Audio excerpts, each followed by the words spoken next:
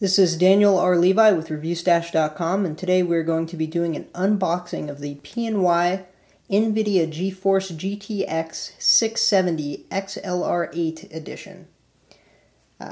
Now, this particular video card usually retails around $340, $350, but right now it looks like Newegg and Amazon have it for $319.99 with a $40 mail-in rebate that will be ending on the 31st.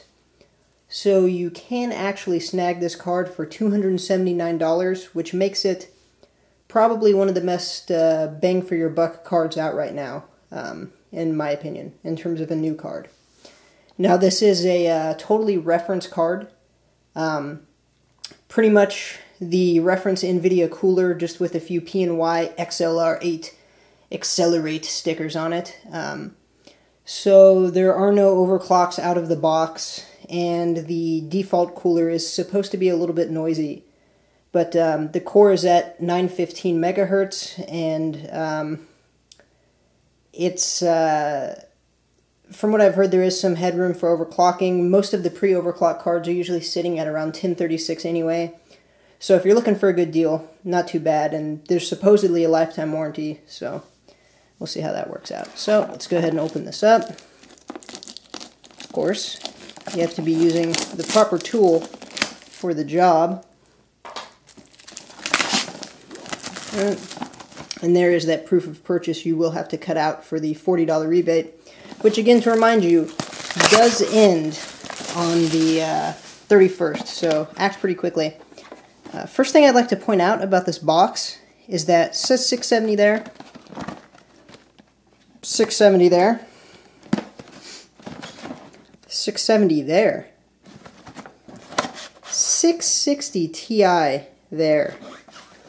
So I'm not really sure what happened in their packaging and distribution center, but you might want to go back and check that out.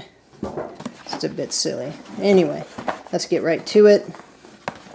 Once you get, looks like that's a sort of mount on the side.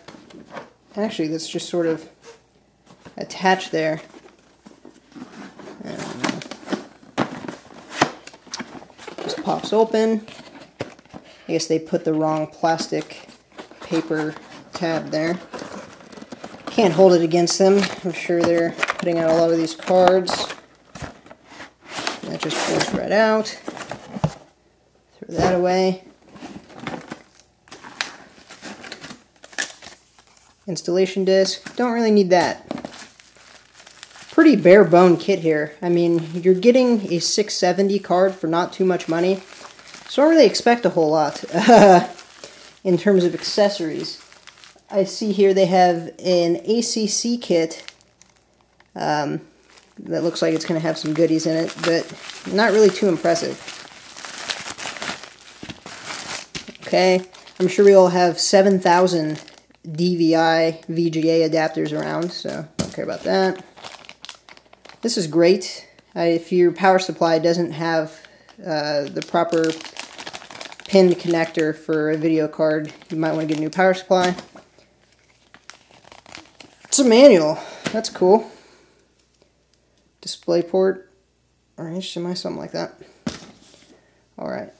And the card itself, actually, for a reference card with a reference cooler, not bad looking. From what I've seen in the pictures, I was expecting a much sillier looking card. But this card actually doesn't look bad at all. Let's pop that open. And here it is, straight to it. You know, I will give that to PNY. A lot of people like seeing fancy schmancy packaging bundles with lots of accessories. But, you know, right, direct, and straight to the point. I like it.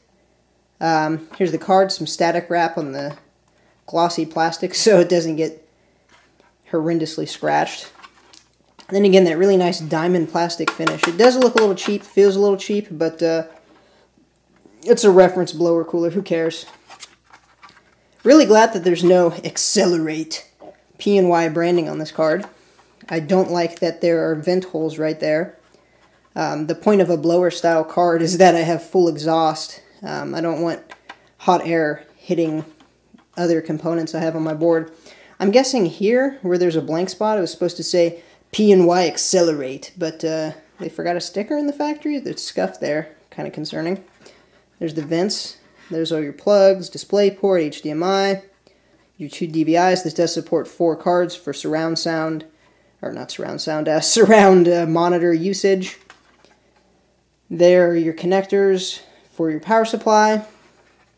And here's the blower. The pictures make the blower look like it's a lot smaller, but it's pretty much standard size blower you'd see on something like a 480 or a 580. It's not great, you know, there's not 3 fans on here. It's not a Mega Force 7 card or anything cool like that. It gets the job done. SLI connectors.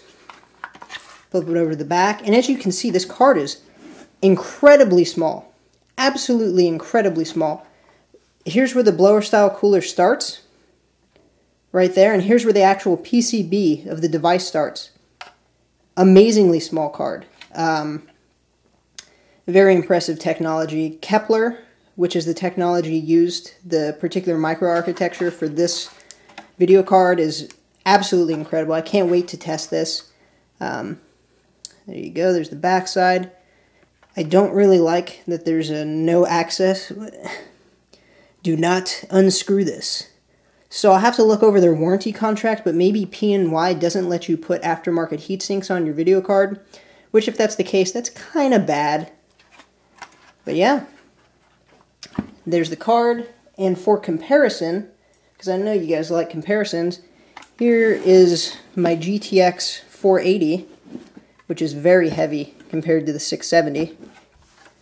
And actually, the blower cooler, much to my surprise, is larger than the fan that is on the 680, which is funny because the 670 is supposed to run cool and the 680 is supposed to be this behemoth. So look at that. Just a couple generations of technology, smaller, lighter, cooler, more powerful.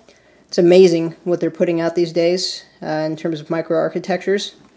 So I'll be sad to see my 680 go, but I won't be sad to see this boilerplate go. And just for fun, here's a Sparkle GT430. Kind of bottom of the barrel, but runs CSGO, no problems. Just to show you sort of different video card sizes. I guess in terms of temperatures, if you're running MSI Afterburner or something, you'll see this little guy max out at around 60 Celsius, pretty quiet. Yeah, I added this fan. The original heatsink was ripped off. It's a long story. The 480 will get to about 100 Celsius. Absolutely horrible, sounds like a jet engine. And from what I've read, this 670, even with the terrible reference cooler, which I think looks cool, reminds me of the new Deus Ex game. It'll top out, I think, like 65 to 70 Celsius absolute maximum on Afterburner. So not bad, and it's supposed to not be too loud, although I'm sure with the single blower it'll be loud. But actually, if you're running a micro ATX case like I am, you really want to vent all the heat out of your case. So if you sacrifice a little bit of noise, so be it. At least your other components won't have all that hot air circulating around them. So anyway, thanks for watching. You guys have any questions, comments, let me know. Thanks. This has been a Review Stash unboxing.